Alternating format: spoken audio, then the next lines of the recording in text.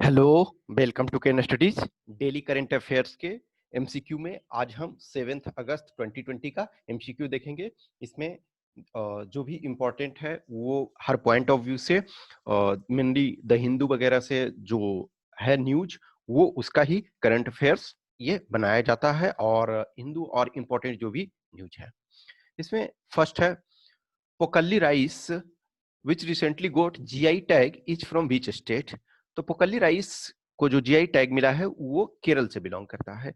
ये देखो केरल में जो है वो एक तो केरल फेमस इस वजह से भी है कि वहाँ बिलो आपका सी लेवल, ठीक है, बिलो मीन सी लेवल, यहाँ भी आपकी राइस की खेती होती है। एक तो इस चलते ये फेमस है। दूसरा ये जो खास करके पोकल्ली राइस है वो सॉल्टी वाटर को टोलरेट कर सकता है। तो ये सॉल्ट वाटर राइस है, वो बहुत हद तक सॉल्ट वाटर को टोलरेट कर सकता है, तो इसे जीआई टैग मिला है। जीआई टैग मिलने से क्या है कि उस पर्टिकुलर एरिया का जो प्रोडक्ट होता है उसका डिमांड जो होता है वो अधिक बढ़ जाता है। वन टाइम जो जीआई टैग दिया जाता है वो 10 ईयर्स के लिए दिया जाता है, 10 ईयर्स के लिए। लेकिन वन टाइम जब मिल गया तो फिर उसको माइनर सा जस्ट लाइसेंसिंग फी होती है, जस्ट एक वो नॉमिनल होता है, वो उसको पे करने के बाद वो एक्सटेंड अपना 10 ईयर्स वो होता रहेगा। तो ये आपका केरल का है। नेक्स्ट है diplopodology is the scientific study of. तो डिप्लोपोडोलॉजी जो है वो साइंटिफिक स्टडी है मिलीपेड्स का। मिलीपेड्स गोजर, इसका आप पिक्चर देखोगे तो आपको क्लियर होगा। ये द हिंदू में दिया हुआ है, इसको हमने द हिंदू से लिया है। इसे गोजर, ये आप शायद आप लोगों ने जो गांव वगैरह में रहे होंगे, शहर में दिखता है लेकिन बहुत कम, गांव वगैरह में आप बहुत ज्यादा ये इसे रेगुलर देखोगे। तो द हिंदू से ये लिया गया है, ये इसी वजह से ये है। तो आपका ये है डिप्लोपोडोलॉजी, साइंटिफिक स्टडी ऑफ मिलीपेड्स है। ठीक है, जैसे अभी चमगादड़ भी हाल में चर्चा में रहा, रेगुलर रह रहा है, क्योंकि चमगादड़ जो है बहुत सारी बीमारियों को फैलाने में इंडिया में या दुनिया में काम कर रहा है।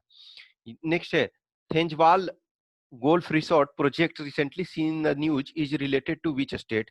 तो ये मिजोरम से रिलेटेड है। ये जो स्वदेश दर्शन प्रोजेक्ट है, ठीक है, स्वदेश दर्शन, इसमें स्वदेश दर्शन में देखो डिफरेंट सर्किट्स डेवलप किए गए हैं, जैसे रामायणा सर्किट, बुद्धा सर्किट, ये ट्राइबल सर्किट। तो इसमें ये जो स्वदेश दर्शन स्कीम के तहत ये जो है थेंजवाल गोल्फ रिसोर्ट जो है ये आपका इको टूरिज्म से रिलेटेड है। इको टूरिज्म को प्रमोट करने के लिए, और ऐसे भी देखो नॉर्थ ईस्ट वगैरह को डेवलपमेंट के लिए एक जो टूरिज्म है वो one of the best way है टूरिज्म से। एक तो होता है कि देखो उस पार्ट को, सपोज मान के चलो जिस एरिया में आप टूरिज्म के लिए जाते हैं तो वहाँ की चीजों के बारे में अवेयर होते हैं, वहां से आप कनेक्ट होते हैं। तो कहीं ना कहीं नॉर्थ ईस्ट वगैरह है कि मेन इंडिया से बहुत कम उसका कनेक्शन है। तो इसी बहाने जो है वो इको टूरिज्म के बहाने और वहाँ के लोगों को रोजगार भी मिले, वहाँ का इकोनॉमी भी बूस्ट हो और लोग भी यहाँ से कनेक्ट हो पाए, तो ये स्वदेश दर्शन के तहत इको टूरिज्म के अंदर आता है। नेक्स्ट है which among the following states became the second in the country to come out a latest manual for the police in recent time after Andhra Pradesh. तो ये आपका हो जाएगा गुजरात। क्यों? तो आपको ये भी देखो, ये हो गया कि आंध्र प्रदेश जो है फर्स्ट है। कहीं ना कहीं देखो पुलिस मॉडर्नाइजेशन की बहुत अधिक आवश्यकता है, और इनफैक्ट देखोगे बहुत सारी कमिटी इसके लिए बनी। जैसे आप देखोगे मेनली जो नेशनल पुलिस रिफॉर्म कमीशन है वो आपके धर्मवीर कमीशन उसे कहा जाता है, धर्मवीर कमीशन। तो धर्मवीर आईपीएस ऑफिसर धर्मवीर के अध्यक्षता में जो प्रेसिडेंट, ये उनके नेतृत्व में बना था कमिटी, उसने रिपोर्ट दिया। लेकिन आयरनी है कि पाकिस्तान ने इसके बहुत सारे रिकमेंडेशंस को लागू कर दिया। ऑब्वियसली वो इस नाम से नहीं किया, लेकिन हमने इसको लागू नहीं किया। फिर आपका जूलियो रिबेरो वो भी मुंबई पुलिस के कमिश्नर रह चुके हैं, और उन्होंने भी बहुत हद चीजें सुझाव दिया। इनफैक्ट अभी भी देखो जूलियो रिबेरो ने आईपीएस ऑफिसर को ओपन लेटर लिखा जो ये यूपी में इनकाउंटर हुआ उसमें, कि बोले देखो सिचुएशन ये है कि no doubt there are few elements in society who are creating problem, but this is not the way. वो खुद जूलियो रिबेरो मुंबई में क्राइम कंट्रोल करने में अहम भूमिका निभाए, फिर उसके बाद नॉर्थ ईस्ट वगैरह में, फिर पंजाब में कंट्रोल करने में। तो ये सारी चीज़ें जो है कि कहीं न कहीं प्रॉब्लम हमारे पास है कि पुलिस जो सुधार नहीं हो पा रहा है, पुलिस रिफ़ॉर्म नहीं हो पा रहा है। इनफैक्ट प्रकाश सिंह केस में भी, Prakash Singh versus Union of India case में भी सुप्रीम कोर्ट ने बहुत सारे गाइडलाइंस दिए हैं कि पुलिस को रिफ़ॉर्म किया जाए। इसमें सबसे देखो एक प्रॉब्लम है कि पुलिस की पूरी स्ट्रेंथ नहीं होती है, तो स्ट्रेंथ नहीं होती है तो ड्यूटी बहुत ज़्यादा ये लगाया जाता है। जस्ट इमेजिन करो क्या है कि मान के चलो एक थाना है उसमें 20, 30, 40 कर्मचारी हैं। अब पता चला कि कुछ केस को ये इन्वेस्टिगेशन करने के लिए दूर जाना है, तो अब 6 लोग का टीम चला गया, एक दूसरा केस है उसमें और एन नंबर ऑफ तो स्ट्रेंथ वगैरह नहीं है, टाइम का बहुत सारा इश्यू है। फिर उसके बाद जो भी है मॉडर्न ट्रेनिंग प्रॉपर नहीं हो पाता है। आज की डेट में जैसे क्राइम वगैरह है, तो वो उसका जो नेचर है वो चेंज होता जा रहा है। जैसे खास करके आजकल साइबर क्राइम और बहुत सारी चीज़ें, फिर आपका जैसे इन्वेस्टिगेशन किया जाता है तो उसमें बहुत सारी साइंटिफिक एविडेंस साइंटिफिक तरीके से किया जाता है। तो इस सब सारी चीज़ों में प्रॉब्लम है। तो लेकिन आंध्र प्रदेश फर्स्ट स्टेट है जो रिसेंट टाइम में लेटेस्ट पुलिस मैनुअल लाया है और गुजरात जो है वो सेकंड स्टेट बन गया है। नेक्स्ट है कैपिटल ऑफ लेबनान। तो लेबनान का कैपिटल बेरूत है। अब ये क्वेश्चन इस वजह से भी पूछा गया कि अभी देखो लेबनान की कैपिटल में बेरूत में क्या हुआ कि एक्सप्लोजन हो गया। उस एक्सप्लोजन में बहुत सारे लोग मरे और बहुत सारा नुकसान हुआ।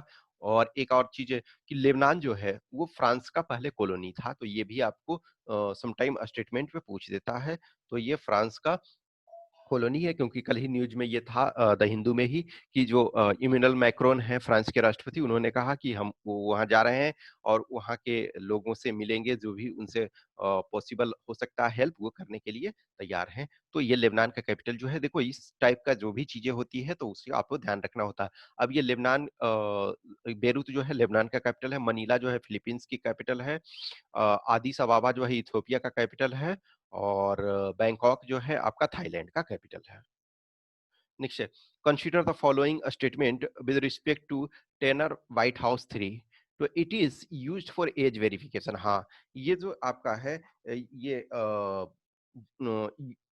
टेनिस फेडरेशन ने ये किया कि जांच करने के लिए कि एज, अब एज देखो बहुत मायने रखता है किसी भी चीज में, आइदर जैसे जॉब हो या फिर उस टाइप का चीजें कि उसमें जो एज होना चाहिए, मान के चलो जिस एज ब्रैकेट में वो आ रहा है, तो ऑल इंडिया टेनिस एसोसिएशन जो है उसने आइटा उसने मैंडेटरी कर दिया कि ऑल जूनियर प्लेयर्स की उनको वेरिफिकेशन हो, एज का वेरिफिकेशन हो, ताकि मान के चलो कि कोई 18 साल का है और वो 14 साल वाले में खेल रहा है, तो उसे अनड्यू एडवांटेज मिल जाएगा ना, तो स्पेसिफिक एज में जो है वो उसे खेलना चाहिए, उसे आना चाहिए।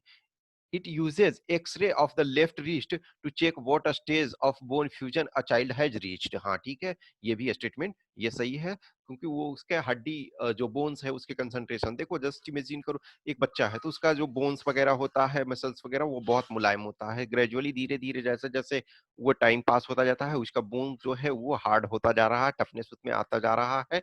तो ये इसके लिए यूज किया जाता है, तो इसको ऑल इंडिया टेनिस एसोसिएशन ने ये किया है, तो इसका सी हो जाएगा। नेक्स्ट है Apurvi Chandela is a famous player of. तो अपूर्वी चंदेला जो है वो आपकी शूटिंग की फेमस प्लेयर है और ये आपका जयपुर से बिलोंग करती है, तो राजस्थान स्टेट ने इसे राजीव गांधी खेल रत्न के लिए नॉमिनेट किया है, यानी कि इनका नाम भेजा है राजीव गांधी खेल रत्न, ठीक है।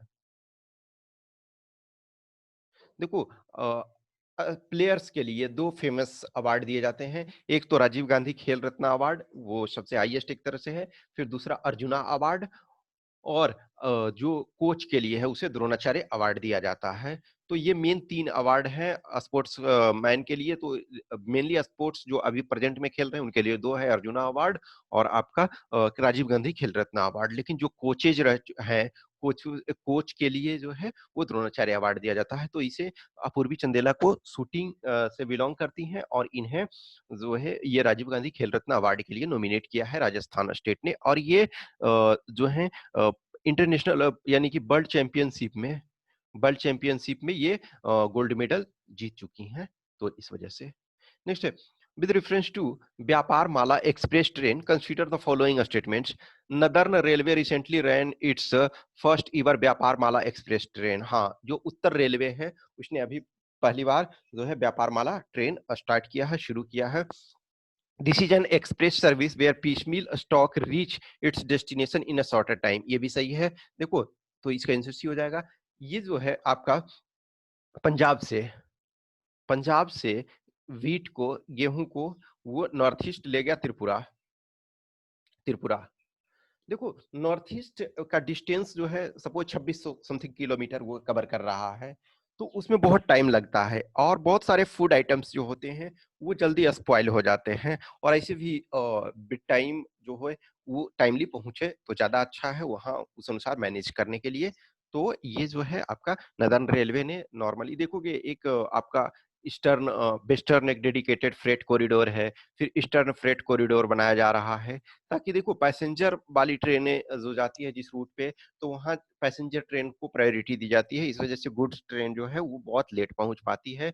तो ये व्यापार माला जो है एक्सप्रेस वो स्पेशल इसके लिए है। और ये ईस्टर्न डेडिकेटेड फ्रेट कॉरिडोर जो है वो बनाया जा रहा है, उस पर वर्क चल रहा है ताकि जो गुड्स वगैरह है वो जल्दी पहुंच पाए। तो इसका आंसर सी हो जाएगा। नेक्स्ट है, who is the author of the book a song of India. तो इसके ऑथर हैं रस्किन बॉन्ड। कल का द हिंदू न्यूज़पेपर देखोगे तो उसमें दिया हुआ है रस्किन बॉन्ड का ये मेमोआ है। मेमोआ का मतलब एक तरह से जो जीवनी है, ठीक है ना, मेमोआ है और ये जीवनी एक तरह से। देखो अब अ सॉन्ग ऑफ इंडिया ऐसा लगेगा ना एपीजे अब्दुल कलाम, क्योंकि एपीजे अब्दुल कलाम ने डायरेक्ट इस नाम का बुक नहीं लिखा है, लेकिन इनके बुक में कुछ चीजें जैसे इग्नाइटेड माइंड वगैरह है और कुछ कुछ है, तो उसमें वो जिक्र करेंगे इस टाइप की चीज को, ए सॉन्ग ऑफ इंडिया। क्योंकि एक लड़की पूछती है कि इंडिया कब डेवलप होगा, या फिर हम मेरा भाई जो है यूएस में रह रहा है, तो वो बोलता है कि we are singing song of America, तो when we will sing song of India. तो कलाम के बुक में ये चीज आपको मिलेगा, लेकिन एक्चुअली बुक टाइटल नेम से ये रस्किन बॉन्ड ने लिखा है। ये फोर्थ उनका मेमोआ जो जीवनी है उसके सीरीज में ये फोर्थ है। नेक्स्ट है, who among the following will be appointed as the new managing director of HDFC। तो ये आपका शशिधर जगदीशन। तो शशिधर जगदीशन जो है वो एचडीएफसी जो है ये इंडिया की अभी प्राइवेट सेक्टर में लार्जेस्ट बैंक है। प्राइवेट सेक्टर में लार्जेस्ट है। देखो पब्लिक सेक्टर में एसबीआई लार्जेस्ट है और प्राइवेट सेक्टर में आपका एचडीएफसी। और एचडीएफसी, एसबीआई और आईसीआईसीआई, ये तीन बैंक जो है डोमेस्टिकली सिस्टमेटिक इंपॉर्टेंट बैंक है। तो डोमेस्टिकली सिस्टमेटिक इंपॉर्टेंट बैंक का मतलब होता है कि इन ये bank too big to fail, क्योंकि ये बैंक बहुत बड़े हैं। ऑब्वियसली जो एचडीएफसी है प्राइवेट सेक्टर में सबसे बड़ी बैंक है। फिर आपकी प्राइवेट सेक्टर में सेकंड लार्जेस्ट जो है आईसीआईसीआई बैंक है। एसबीआई जो है पब्लिक सेक्टर इनफैक्ट एग्रीगेट में सबसे बड़ी बैंक है। तो आप जो बड़े बैंक हैं उनमें मिलियंस ऑफ पीपल के इन्वेस्टमेंट, उसमें पैसे जमा है, डिपॉजिट्स जमा है। तो आप ये बैंक फेल होना, ये पूरे इकोनॉमी को ये प्रभावित करेगी। तो ये अभी एक्चुअली ये मैनेजिंग डायरेक्टर इनका अपॉइंटमेंट अभी नहीं हुआ है, नॉमिनेट हो चुके हैं कि ये अपॉइंटमेंट इनका होना है और इनका अक्टूबर से ये वैलिड होगा। ठीक है, अक्टूबर से ये अपना चार्ज ग्रहण करेंगे। तो इस 10 क्वेश्चन के आंसर की यहाँ दिए हुए हैं। I hope you enjoy this session. अच्छा लगता है तो लाइक करें, कमेंट करें, अपने दोस्तों के साथ शेयर करें। Thanks for watching this. Have a nice day.